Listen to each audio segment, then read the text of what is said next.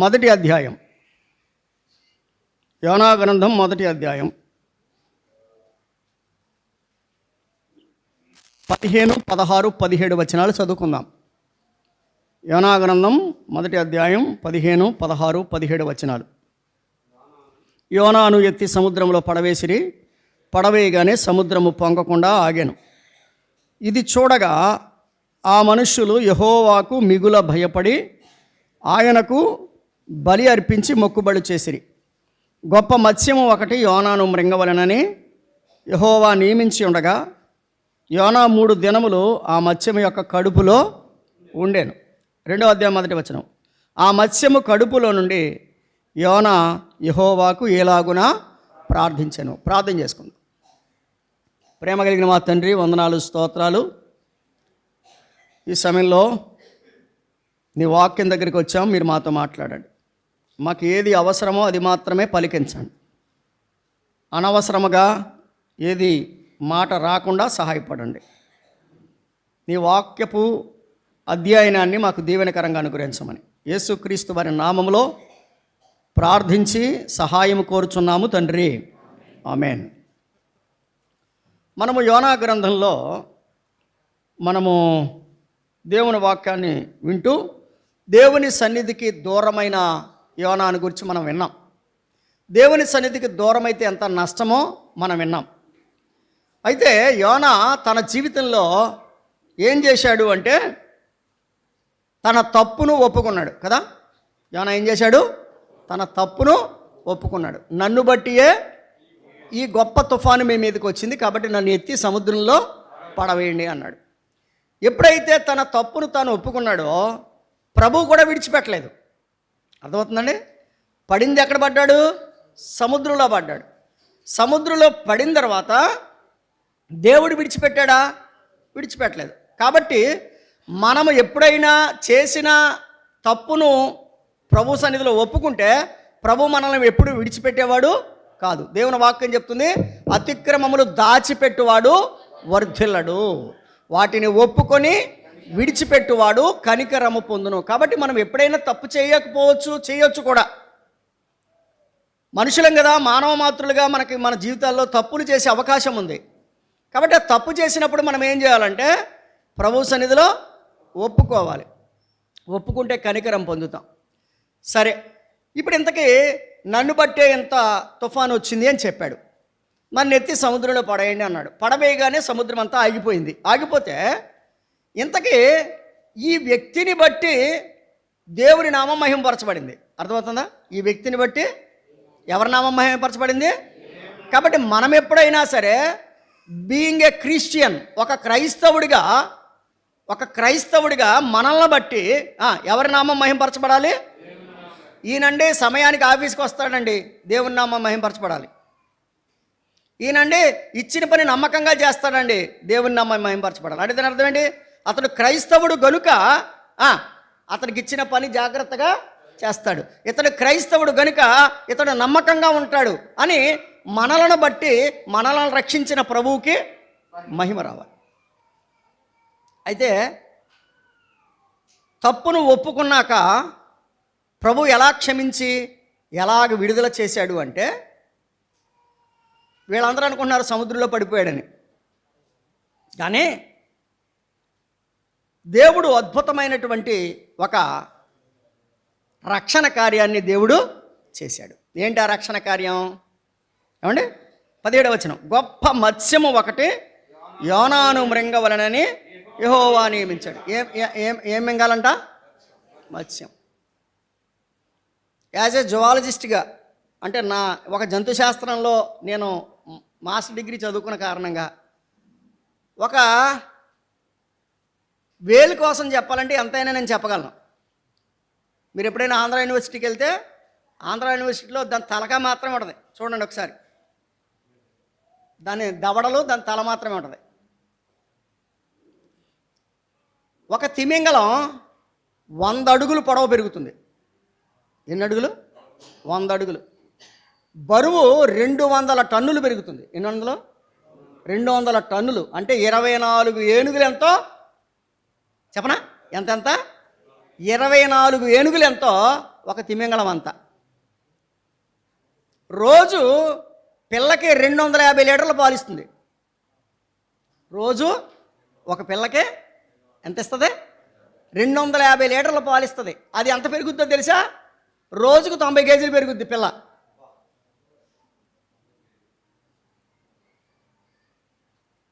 దాని నాలుక ఒక ఏనుగంత బరువు.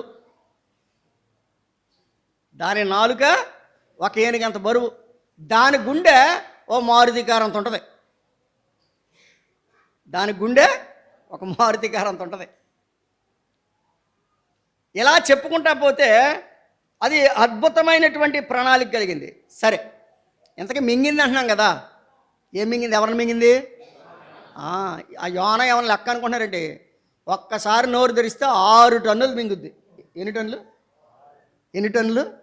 6 టన్నుల ఆహారం తీసుకుంటుంది రోజుకి, పర్ డే 6 టన్స్. మనిషి ఎంత ఉంటాడు?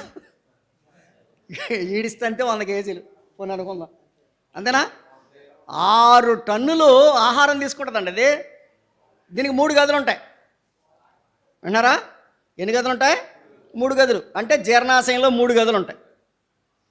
ఫస్ట్ ఛాంబర్ని ఏమంటారంటే స్టోరేజ్ ఛాంబర్ అంటారు. అంటే మింగినట్టుగా అక్కడ దాచుకుంటుంది. రెండవ దాన్ని ఏమంటారంటే ఎంజైమాటిక్ యాక్షన్ జరిగేటువంటి యాసిడ్ ఛాంబర్ అంటారు. రెండవ ఛాంబర్ని ఏమంటారు? కాబట్టి ఇంతకీ యోనా 3 రోజులు ఎక్కడ ఉండిపోయాడు అంటే ఫస్ట్ ఛాంబర్లో ఉండిపోయాడు. అది అర్థమవుతుందా మీకు? యోనా 3 రోజులు ఎక్కడ ఉండిపోయాడు? ఫస్ట్ ఛాంబర్లో ఉండిపోయాడు. సెకండ్ ఛాంబర్లోకి వెళ్తే అయిపోయింది. ఇక 3వ ఛాంబర్ని ఏమంటారంటే డైజెస్టివ్ ఛాంబర్ అంటారు. అంటే అక్కడ డైజెషన్ అయిపోద్ది, అక్కడి నుంచి జీర్ణక్రియ మొత్తం కంప్లీట్ అయిపోద్ది. కాబట్టి ఈ 6 టన్నుల ఆహారం తీసుకునేటువంటి ఈ ప్రక్రియలో నోరు తెరిచింది. ఆహారం తీసుకుంటున్నాను అనుకుంది. స్టోరేజ్ గదిలో దేవుడు చక్కగా యోనాని స్టోర్ చేశాడు. అర్థమవుతుందా? ఇదంతా కల్పితం ఏం కాదు. మీరు కావాలనుకుంటే ఫ్యాక్ట్స్ ఆఫ్ వేల్ అని కొట్టండి.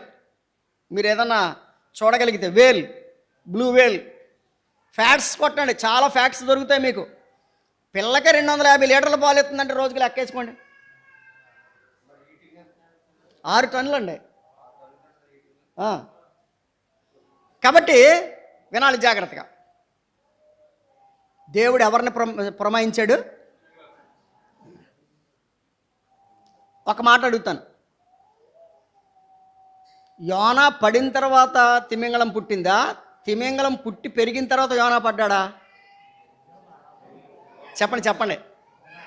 యోనా పుట్టిన తర్వాత, యోనా పడిన తర్వాత తిమింగలం పుట్టి పెరిగిందా, లేదా యోనా పడకముందే తిమింగలం పెరిగి రెడీగా ఉందా?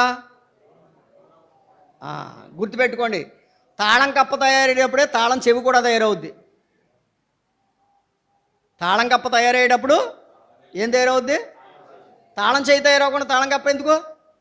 కాబట్టి ఒక సమస్య వచ్చినప్పుడే సమస్యకు పరిష్కారాన్ని కూడా దేవుడు సిద్ధపరుస్తాడు. మీకు ఒక మాట చెప్పాలని నేను ఆశపడుతున్నాను. 3 సంగతులు చెప్తాను. 1, దేవుడు అబ్రహాముని నీ ఒక్కగానొక్క కుమారుని నాకు బలిమ్మన్నాడు. అన్నాడు. ఇప్పుడు కొడుకుని ఎత్తి మీద కట్టెలు పెట్టాడు.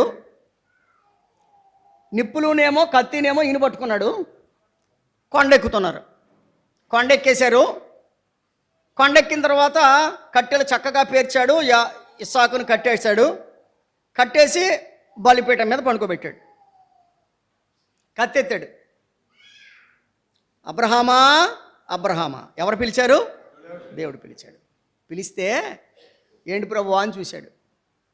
నీకు ఒక్కగానొక్క కుమారుణ్ణి నాకు ఇవ్వడానికి నువ్వు వెనుక తీయలేదు కనుక నువ్వు అతని మీద చెయ్యి వేయాల్సిన అవసరం లేదు అని అనగానే, ఇదిగో నేను చూపిస్తున్నాను చూడు అని చెప్పటికి తన తల అలా చూసేటప్పటికి కొమ్ములు తవులుకొని ఉన్న పొట్టేలంటే అప్పుడు పుట్టిందా? అబ్రహాం అక్కడికి వస్తాడు. అబ్రహాము తన పిల్లోడిని అక్కడికి తెస్తాడు. అక్కడ బలి ఇవ్వడానికి రెడీ అవుతుంది. కాబట్టి అబ్రహాము యొక్క సమస్యకు నేనే పరిష్కారం చెయ్యాలని చెప్పి దేవుడు ఏం చేశాడు? ముందుగా ఒక పొట్టేలను రెడీ చేశాడు. మనం అనుకుంటాం అయ్యి బాబా ఈ సమస్యలన్నీ నాకే వచ్చి పడిపోయి. నీ సమస్యకు పరిష్కారం ప్రభు దగ్గర ఉంది, మర్చిపోకు. పొట్టేలు విన్నారా? ఏదది? పొట్టేలు, నాట్ ఏ ల్యాంబ్. ఒక చిన్న పిల్ల కాదు, అది పొట్టేలు. అంటే దాని అర్థం ఏంటి? అబ్రహాము యొక్క సమస్య ఎరిగిన దేవుడు అబ్రహామును తప్పించడానికి అక్కడ ఏం సిద్ధం చేశాడు? పొట్టేలు సిద్ధం చేశాడు. చదువుతారు ఒక మాట, 22వ అధ్యాయం 13వ వచనం. ఆదికాండం 22:13. అప్పుడు అబ్రహాము కన్నులెత్తి చూడగా పొదలో కొమ్ములు తగులుకొని ఉన్న ఒక పొట్టేలు వెనక తొట్టున కనబడెను. అబ్రహాము వెళ్ళి ఆ పొట్టేలును పట్టుకొని తన కుమారునికి మారుగా పెట్టి దహన బలి అర్పించాను. ఏమంటే ఈ పొట్టేలు అంటే చిన్నదేం కాదంట, కొమ్ములు తగులుకొని ఉందంట. అంటే కొమ్ములు తవ్వుకునే అంత పొట్టేలు అంటే ఎంత పెరిగిందో లెక్కేసుకోండి. నేను మరలా చెప్తున్నానమ్మా, అందరూ వినండి. నీ సమస్య ఎప్పుడు ప్రారంభమవుతుందో ఆయనకు తెలుసు. నీ సమస్యకు విడుదల కూడా దేవునికి తెలుసు. యెహోవా చూచుకొనును కదా, యెహోవా ఈరే కదా, యెహోవా ఈరే. కాబట్టి అబ్రహాము తన కుమారుని తీసుకుని అక్కడికి వెళ్ళకముందే జవాబు అక్కడ సిద్ధంగా ఉంది. విన్నారా? ఎక్కడ సిద్ధంగా ఉంది? మోరియా పర్వతం మీద. ఎక్కడ? మోరియా పర్వతం మీద ఏం సిద్ధంగా ఉంది? జవాబు సిద్ధంగా ఉంది, పొట్టేలు సిద్ధంగా ఉంది. ఇశ్రాయేలీలు ప్రయాణం చేస్తున్నారు. వినాలి. ఇశ్రాయేలీలు ప్రయాణం చేస్తున్నారు. ఇశ్రాయేలు ప్రయాణము ఆ మార్గం అంతా కూడా ఏర్పరిచిన వాడు దేవుడే. వాళ్ళు వెళ్తున్నారు. ఒకానొక చోటుకు వస్తారని ఆయనకి తెలుసు. అక్కడ నీళ్లు చేదుగా ఉంటాయని ఆయనకి తెలుసు. అప్పుడు ఏం చేశాడు ప్రభువు? నిర్గమాకాండం 15వ అధ్యాయం 25వ వచనం. నిర్గమాకాండం 15వ అధ్యాయం 25వ వచనం. అతడు యెహోవాకు మొర్రపెట్టెను, అంతటా యెహోవా చెట్టు చూపేనా మొక్క చూపేనా? చెట్టు అంటే అప్పటికే అది పెరిగి వృక్షమైపోయి రెడీగా ఉంది. అంటే ఆ స్థలములో తన పిల్లల కొరకై ఉపయోగానికై దేవుడు అక్కడ ఏం తయారు చేసి పెట్టాడు? చెట్టును తయారు చేసి పెట్టాడు. అమ్మా, అసలు ఆ చెట్టు అక్కడ ఉందని ఎవరికి తెలీదు? ఇశ్రాయేలీలకి తెలీదు. పొట్టేలు అక్కడ ఉందని ఎవరికి తెలీదు? అబ్రహాముకి తెలీదు. అవి కంటికి కనబడవు, హృదయానికి అంతు చిక్కవు. అవి కంటికి కనబడవు, హృదయానికి అంతు చిక్కవు. యేసుని కార్యములు ఎంతో గొప్పవి, తండ్రి నీ తలంపులు లెక్కలేనివి కదా. ఆయన అబ్రహాముకు తెలియకుండానే అబ్రహాము యొక్క సమస్యకు పరిష్కారాన్ని చూపించాడు. ఇశ్రాయేలీలకు తెలియకుండానే ఇశ్రాయేలీల సమస్యకు ఆయన పరిష్కారాన్ని చూపించాడు. ఇంకా కొంచెం ముందుకెళ్తాం. దాహం వేస్తుంది. మోషేతో చెప్పాడు, బండను కొట్టమన్నాడు. ఏం కొట్టమన్నాడు? బండ అక్కడ రెడీగా ఉంది. అర్థమవుతుందా? ఆ బండను కొట్టగా ఏమిడు ఏం చేశాడు? నీళ్ళనిచ్చాడు. రైట్. ఇప్పుడు మన సమస్య దగ్గరికి వస్తున్నాం. ఇక్కడ నావికులకి లేక ఓడలో ఉన్నవారికి పడేసామన్న సంగతే తెలుసు. యోనాకు కూడా నా పాపానికి తగిన శిక్ష నేను అనుభవించాలని మాత్రమే తెలుసు, కానీ కింద ఒక తిమింగళం ఉందే నన్ను మింగుతుందని యోనాకు మాత్రం తెలియదు. ఇప్పుడు చెప్పాలి, యోనాకు వచ్చిన సమస్య కంటే ముందే దేవుడు తిమింగళాన్ని సిద్ధపరిచాడు. ఇశ్రాయేలుకు వచ్చిన సమస్య కంటే ముందే చెట్టును సిద్ధపరిచాడు. అబ్రహాముకు వచ్చిన సమస్య కంటే ముందే పొట్టేలును సిద్ధపరిచాడు. నువ్వు నిజంగా దేవుని నమ్మితే, నువ్వు నిజంగా దేవుని యందు విశ్వాసం ఉంచితే నీకు నాకు వచ్చే సమస్య ఎప్పుడు వస్తుందో తెలీదు. ఆ సమస్యకు పరిష్కారాన్ని కూడా దేవుడు సిద్ధపరుస్తాడు. కొరింథీయులకు రాసిన పత్రిక, మొదటి పత్రిక 10వ అధ్యాయం. కొరింథీయులకు రాసిన మొదటి పత్రిక 10వ అధ్యాయం 13వ వచనం. 10:13. సాధారణముగా మనుషులకు కలుగు శోధన తప్ప మరి ఏది మీకు సంభవించలేదు.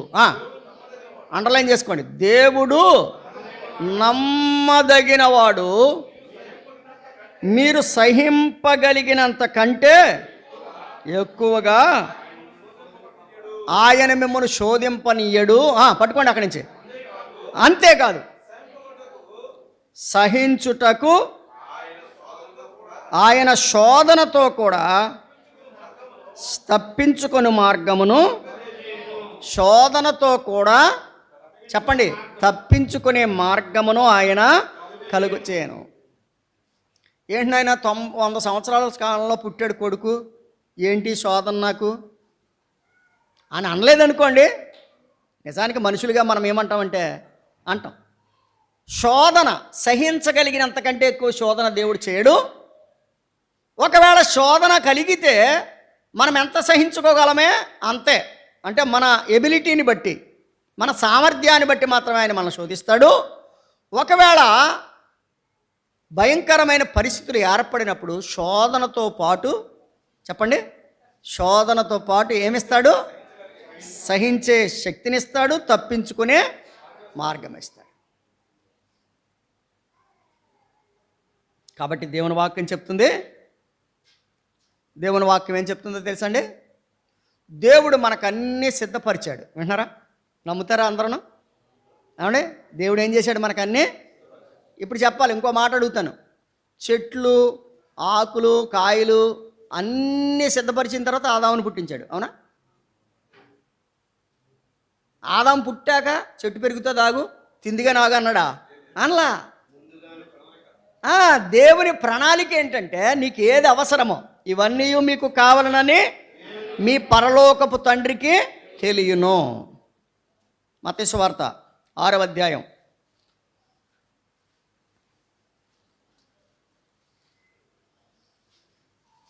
32వ వచనం. ఇవన్నీ మీకు కావాలనని మీ పరలోకపు తండ్రికి తెలియను. ఎన్ని కావాలని? మనకి ఎన్ని కావాలో అన్నీ ఆయనకి తెలుసు. ఇవన్నీ కాబట్టి మీరు ఆయన రాజ్యమును నీతిని మొదట వెదకుడి, అప్పుడు అవన్నీ మీకు రేపటిని గూర్చి. అది మన మన మన బాధ అంతా ఇదే, రేపేమవుద్దని. అసలు ఇవాళ సంగతి చూడు. రేపటిని గురించి చింతించకుడి. రేపటి దినము దాని సంగతులను గురించి చింతించును, ఏనాటి కీడు ఆనాటికి. కాబట్టి గమనించండి, ఇవన్నీ మీకు కావాలని మీ పరలోకపు తండ్రికి.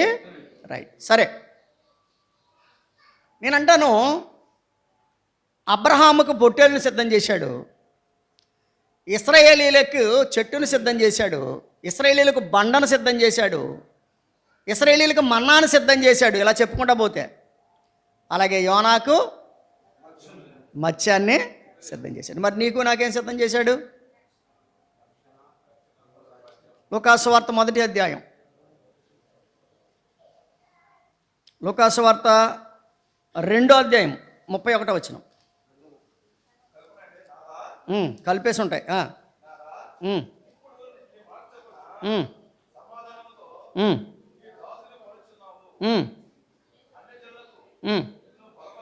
వెలుగుగాను నీ ప్రజలైన ఇశ్రాయేలుకు మహిమగాను నీవు సకల ప్రజల ఎదుట సిద్ధపరిచిన. ఇప్పుడు చెప్పండి, మనకి దేవుడు ఏమి సిద్ధపరిచాడు? రక్షణ. అమ్మా గుర్తుపెట్టుకోండి,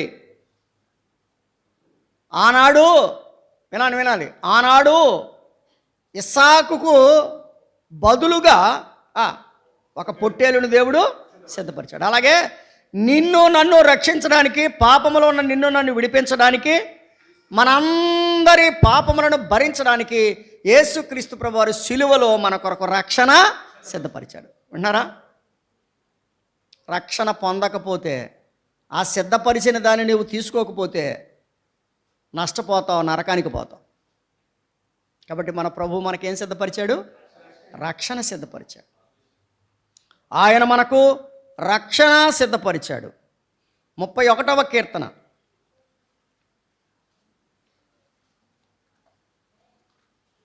19వ చరణం. నీయందు భయభక్తులు గలవారి నిమిత్తము నీవు దాచి ఉంచిన మేలు ఎంతో గొప్పది. నరుల ఎదుట నిన్ను ఆశ్రయించు వారి నిమిత్తము నీవు సిద్ధపరిచిన మేలు. విన్నారా? దేవుడు మనకేం సిద్ధపరిచాడు? మేలు. రక్షణ సిద్ధపరిచాడు. రక్షించబడిన వారికి ఏం సిద్ధంగా ఉంది? మేలు. రక్షించబడలేని వారికి ఏం సిద్ధంగా ఉందో తెలుసా? కీడు. ఏంటి ఆ కీడు? నరకం, నిత్యాగ్నిగుండం. ప్రభువు మనకు రక్షణ సిద్ధపరిచాడు. 2, ప్రభువు మనకు మేలును సిద్ధపరిచాడు. ఇంకొక వచన భాగం చదువుదాం. కొరింథీయులకు రాసిన మొదటి పత్రిక 2వ అధ్యాయం. కొరింథీయులకు రాసిన మొదటి పత్రిక 2వ అధ్యాయం 9వ వచనం. ఇందును గూర్చి దేవుడు తన్ను ప్రేమించు వారికి ఏమి సిద్ధపరిచెనో అవి కంటికి కనబడలేదు, చెవికి వినబడలేదు, మనుష్య హృదయమునకు గోచరము కాలేదు అని వ్రాయబడి ఉన్నది. ఏమి సిద్ధపరిచాడో నేను అంటాను. రక్షణ సిద్ధపరిచాడు. 2, మేలు సిద్ధపరిచాడు. ఇంకేమి సిద్ధపరిచాడు? అది నీ కంటికి కనిపించదు, చెవికి వినిపించదు, హృదయానికి. కాబట్టి ఎన్నో మేలులు సిద్ధపరిచాడు. ఎన్నో మేలులు సిద్ధపరిచాడు. 23వ అధ్యాయము నిర్గమాకాండం. 23వ అధ్యాయం.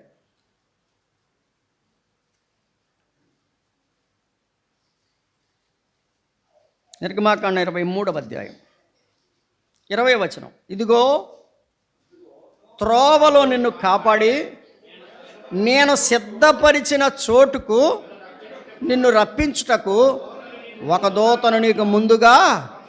రైట్. ఇశ్రాయేలీలకంట ఏం సిద్ధపరిచాడంట? చూడండి అక్కడ, సిద్ధపరిచిన చోటు.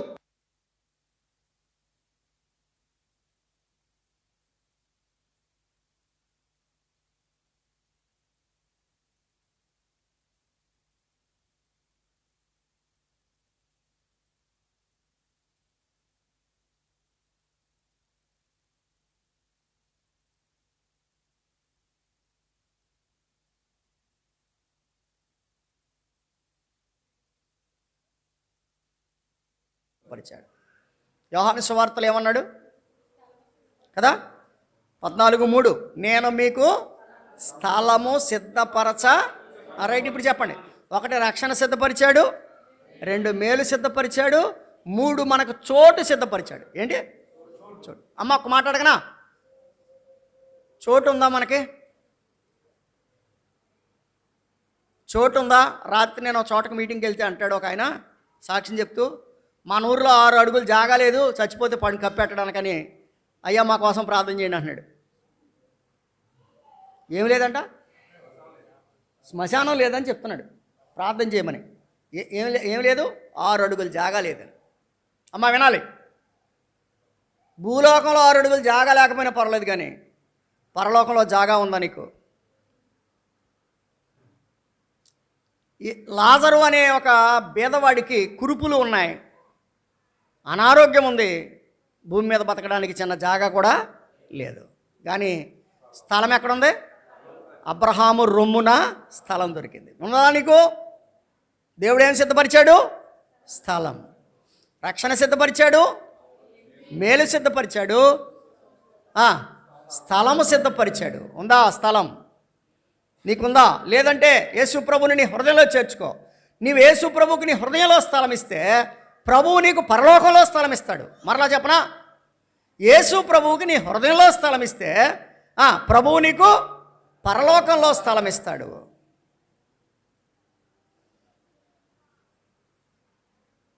ప్రకటన గ్రంథం 22వ అధ్యాయం. ప్రకటన గ్రంథం 22వ అధ్యాయం 12వ వచనం. ఇదిగో త్వరగా వచ్చుచున్నాను, వాని వాని క్రియల చొప్పున ప్రతివానికిచ్చుటకు నేను సిద్ధపరిచిన జీతము. ఏం సిద్ధపరిచాడంట? జీతం. పని చేసినోడికి ఏముంటుంది? పని చేయనోడికి చెప్పాలి. పని చేసినోడికి ఏముంటుంది? పని చేయలేనోడికి ఆ మాట చెప్తలేదు. గుండు సున్నా. మరి మనం ఎంత పని చేస్తున్నాం? దేవుని పని. నువ్వు పని చేస్తే నీకు దేవుడు జీతం ఇస్తాడు. ఏదో ఒక పని చేయి దేవుని కోసం. పాడు, ప్రకటించు, సాక్ష్యం ఇయ్యి, పత్రిక పంచు. నువ్వేం చేసినా సరే యేసు ప్రభు నామములో నువ్వు చేస్తే దానికి నీకు జీతము ఉంటుంది.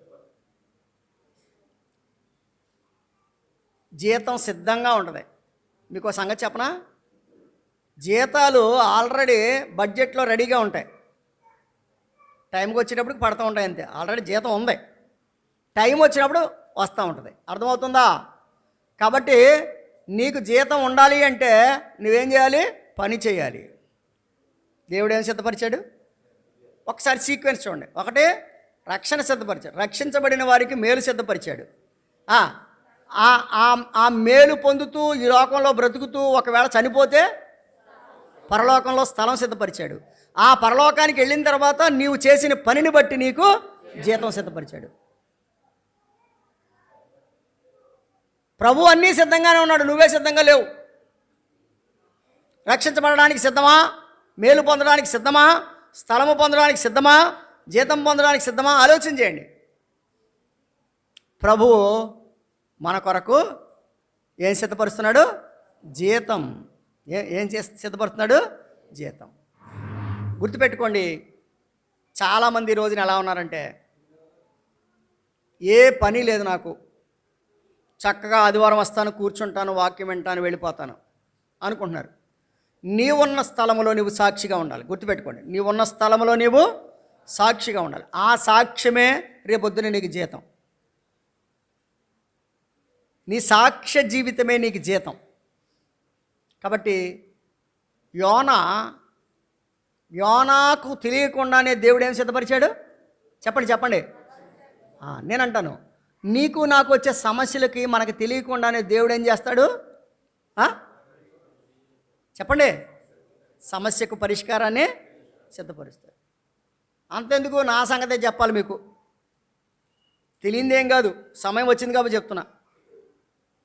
ఇక చనిపోతాడు రా, ఇక తప్పదు, ఎక్కడో గవర్నమెంట్ హాస్పిటల్ అక్కడ ఎత్తే పోనీ ఉంటే ఉంటాడు, పోతే పోతాడు అన్నట్టుగా. అంటే తప్పని కాదు నా ఉద్దేశం.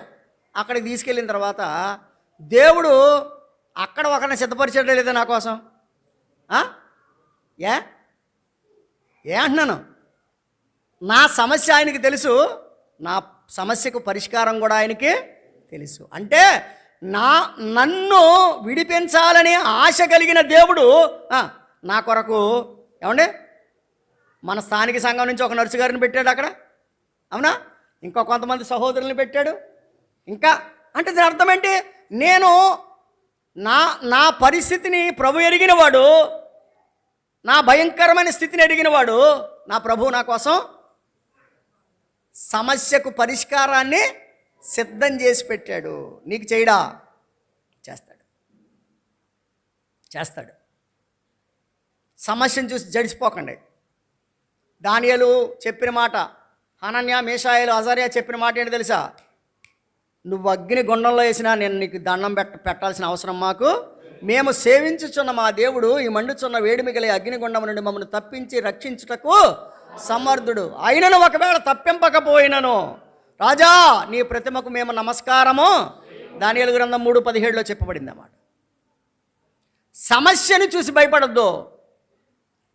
ఒక భక్తుడు ఎలా చెప్పాడు?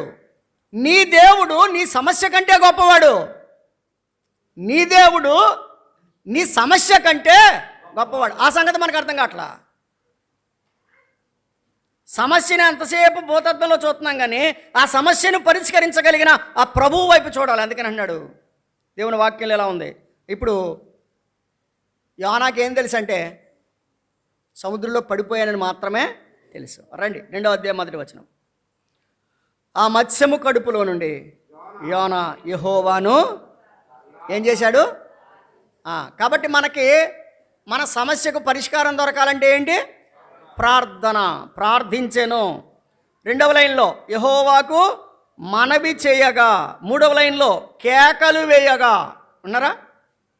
2వ వచనం 2వ అధ్యాయం 1వ వచనములో ప్రార్థించెను.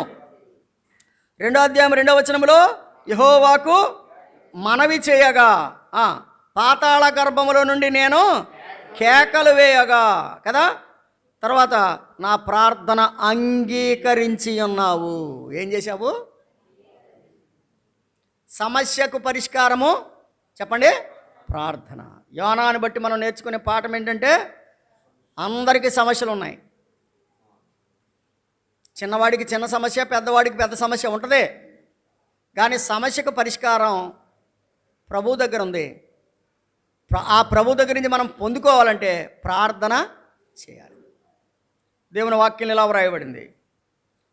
26వ అధ్యాయం యెషయా గ్రంథం 26వ అధ్యాయం 16వ వచనం.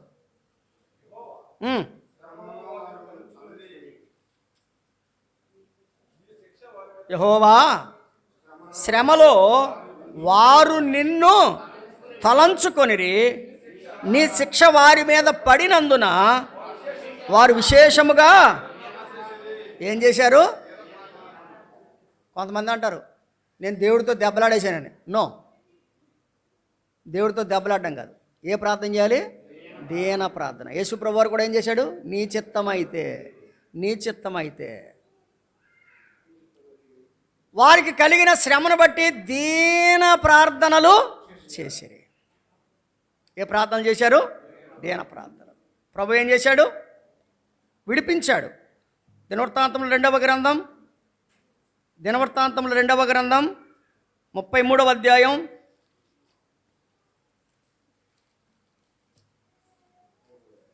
33:12 చదువుతారా?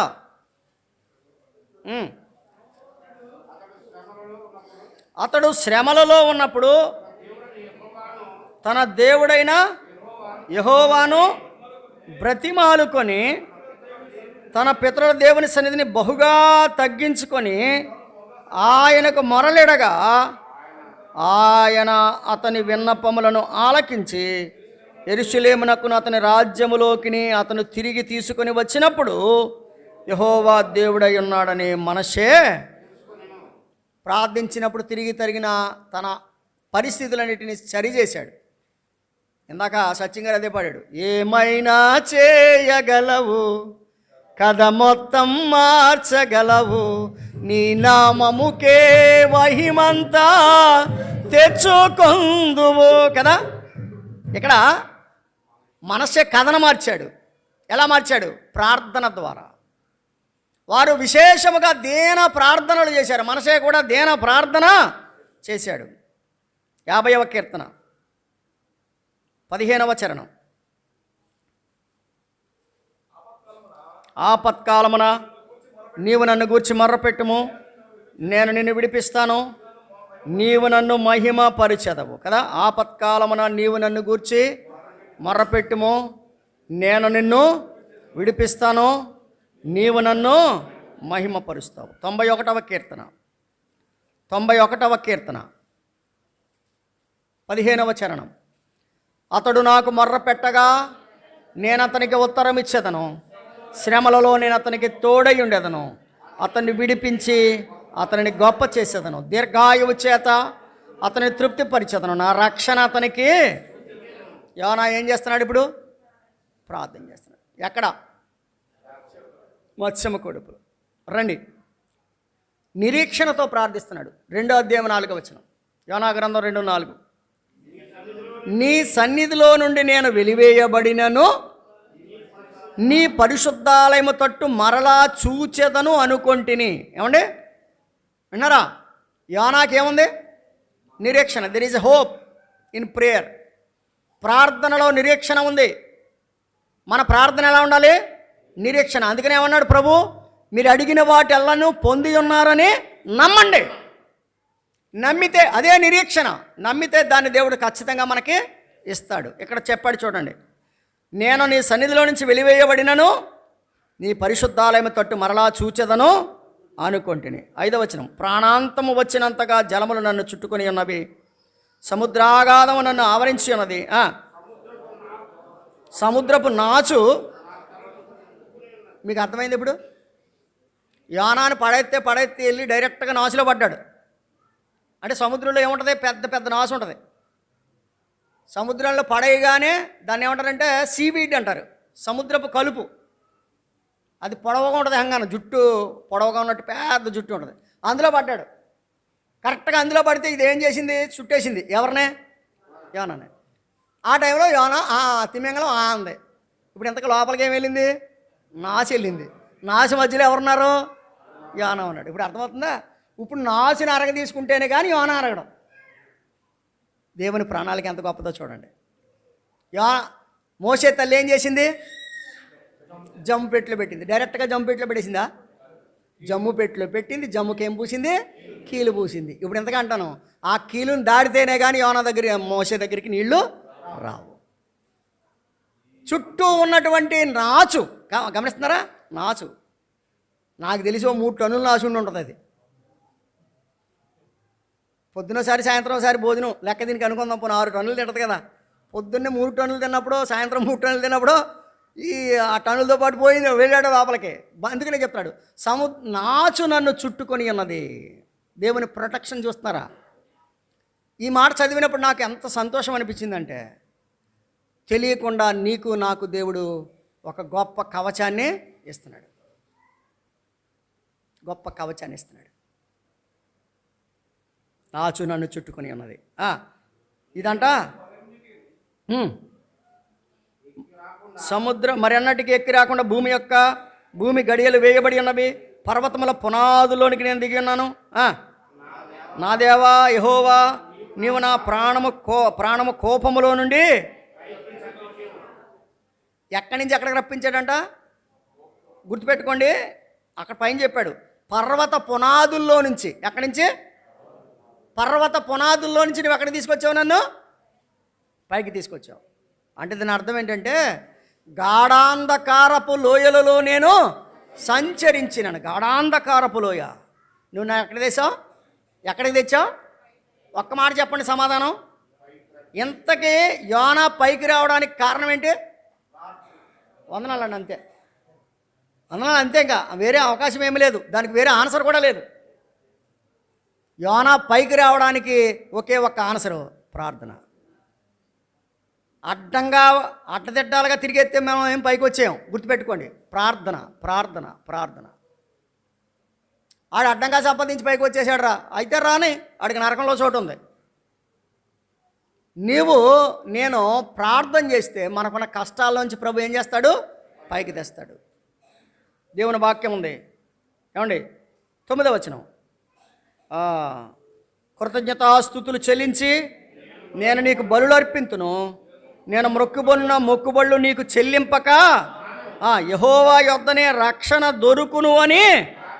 అంతలో యెహోవా మత్స్యమునకు ఆజ్ఞయ్యగా. ఇప్పుడు విన్నారా? ప్రార్థన అయింది, సమాధానం దొరికింది. విన్నారా? ప్రార్థన అయింది, ఎక్కడ దొరికింది సమాధానం? పడ్డది ఎక్కడ? సముద్రంలోను. కక్కింది ఎక్కడ?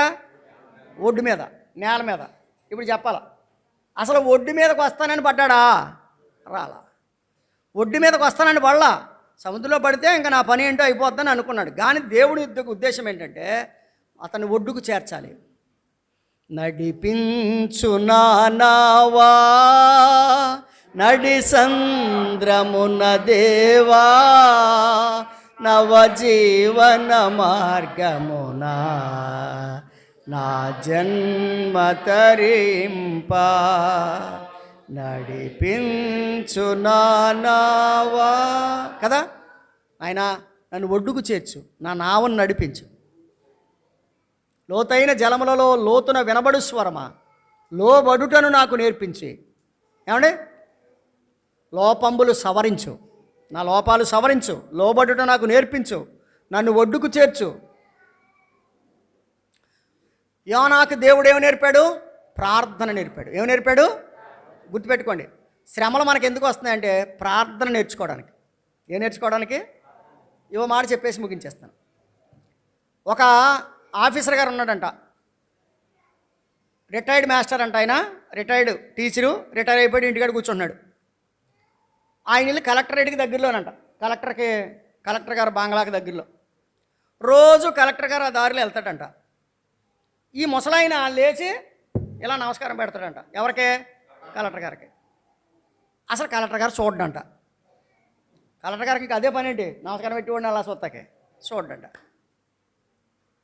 3 రోజులు 4 రోజులు అయిపోయిన తర్వాత ఈయన అన్నాడంట, ఇలా ఆవిడ అంటదంట, అసలు నీకు బుర్రకాయ ఉందా? నీకు రిటైర్ అయిపోయావు, శుభ్రంగా ఏదో పెన్షన్ వస్తుంది, తిని కూర్చోక ఆయన దండం పెడుతున్నావు, ఆయన ఏం చూస్తున్నాడా చేస్తున్నాడా అందంట. అప్పుడు ఆయన అన్నాడంట, ఒరే అలాగనకే ఆయన మన జిల్లాకి ప్రథమ పౌరుడు, ఆయన చూసినా చూడకపోయినా నమస్కారం పెట్టాల్సిన సంస్కారం మన దగ్గర ఉండాలి. ఆయన చూడకపోయినా నేను ఏం పెడతాను? నమస్కారం పెడతాను అన్నాడు. 3 నెలలు పోయిన తర్వాత డ్రైవర్ చూశాడంట. రోజు డ్రైవర్ చూస్తున్నాడు. ఇది డ్రైవర్ చూశాడంట, సార్ రోజు అదిగోండి ఆ ముసలాయన మీకు నమస్కారం పెడుతున్నారు సార్, మీరు చూడట్లేదు అన్నాడంట. ఎవడు ఎక్కడ అంటే పలానా ఏరియా సార్ అంట. అక్కడికి వెళ్ళిన తర్వాత ఒకసారి డోర్సు అది గ్లాసు డౌన్ చేయన్నాడంట. కరెక్ట్గా ఆయన తినగా వచ్చేటప్పటికి ఈయన లేచి నిలబడి ఇలా అంటున్నాడంట. గ్లాస్ డౌన్ చేస్తే ఆయన ఇలా అన్నాడంట. ఎవరో? కలెక్టర్ గారు. ఇప్పుడు ఇంతకు ఈయనకి ఎంతో తృప్తి. ఏంటి, కలెక్టర్ గారు నన్ను చూశాడు. కలెక్టర్ గారికి అసలు ఈడు ఏం చేస్తున్నాడా అని రోజు పరిశీలిస్తున్నాడంట. ఏంటి, చూసినట్టుగా కాకుండా ఇప్పుడు గ్లాస్ తీయట్లేదు. ఈయన నిలబడుతున్నాడు, నమస్కారం పెడుతున్నాడు, కారు వెళ్ళిపోయిన తర్వాత కూర్చుంటున్నాడు. ఓ వారమో 2 వారాలు పోయిన తర్వాత డ్రైవర్ అన్నాడంట, ఒరే మాస్టర్ ఇంటికి ఆపు అన్నాడంట. ఎక్కడ ఆపు? మాస్టర్ ఇంటికి ఆపు అన్నాడంట. మాస్టర్ దగ్గరికి వెళ్ళి నమస్తే సార్ అంటే, నమస్తే అయ్యా కాస్త కాఫీ ఇప్పిస్తారో తాగుతాను అన్నాడంట. ఎవరో?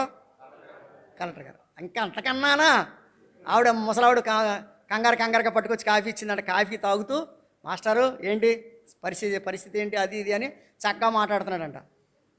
ఈయనకి కలెక్టర్ గారికి బుర్ర పాడైపోయినప్పుడల్లా ఆయన దగ్గరికి వచ్చి కూర్చుంటాడంట. అర్థమవుతుందా? ఇప్పుడు నేను వెళ్ళిపోతా ఆడ కూర్చుంటాడు. ఒకసారి ఏం జరిగింది, ఈ ముసలాయనకి కలెక్టరేట్లో పని తగిలింది.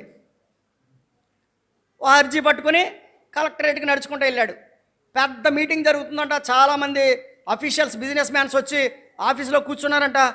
బయట ప్యూన్ చెప్పాడంట, కలెక్టర్ గారు చాలా అర్జెంట్ మీటింగ్లో ఉన్నారు, మీరు కాసేపు వెయిట్ చేయండి అని. ఈ ముసలాయన ఏం చేస్తున్నాడు, ఆర్జీ పట్టుకుని బయట నిలబడ్డాడు.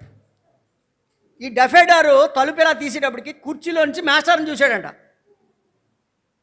వాళ్ళందరిని వదిలిపెట్టి కుర్చీలోంచి బయటకు వచ్చేసి, ఏం మాస్టర్ ఎక్కడికి వచ్చారేంటి అన్నాడంట. ఏం లేదయ్యా, చిన్న ఆర్జీ ఉండి వచ్చాను అంటేనే, ఇదే మాస్టర్ నేనే వస్తాను కదా సాయంత్రం మీ దగ్గరికి, అప్పుడే వచ్చు కదా. లేదు లేదా, అదేమో ఇల్లు, ఇదేమో ఆఫీసు, నేను ఎక్కడివ్వాలో అక్కడే ఇవ్వాలి, అందుకని వచ్చాను. ఏం అక్కర్లేదండి, నేను చూస్తాను, మీరు వెళ్ళండి అని చెప్పేసి ఆ కాగితం తీసుకుని ఈవినింగ్ వెళ్తా ఆయన సమస్యను పరిష్కరించే పేపర్ చేతిలో పెట్టేళ్ళాడంట. ఇప్పుడు చెప్పండి, మీకేం అర్థమైంది ఇందులో?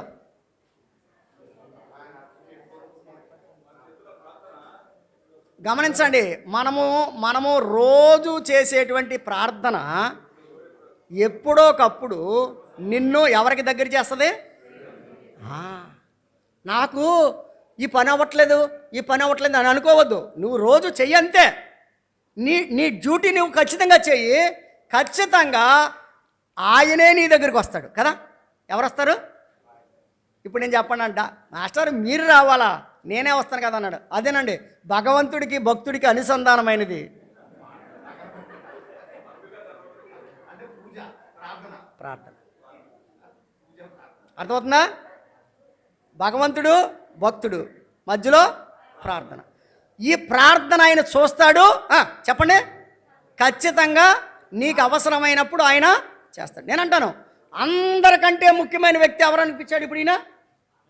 మాస్టర్. ఎందుకు? ఈ మాస్టర్ అయినా వాళ్ళకంటే గొప్పడేం కాదు. రోజు భక్తితో ఏం చేస్తున్నాడు? నమస్కరిస్తున్నాడు. అంటున్నారా? రోజు భక్తితో ఏం చేస్తున్నాడు? నేను మాట చెప్పనా, ఇవాళ పొద్దున్న భక్తితో నమస్కరించావా? రేపటి నుంచైనా రోజు భక్తితో ప్రభుకే నమస్కరించండి, స్తోత్రం చెప్పండి.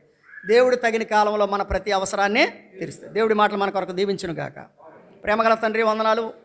నీ వాక్యాన్ని అందరిలో అన్ని విధాలుగా ఫలింపచేయండి. కృప చూపించి నడిపించమని నీ వాక్య సముదాయాన్ని అనుగ్రహించినందుకే స్తుతిస్తూ యేసు ప్రభువారి నామములో ప్రార్థించి వేడుచున్నాము తండ్రి. ఆమేన్. అందరికీ వందనాలు. లేచి నిలబడండి, చిన్న ప్రార్థన చేసుకుంటాం.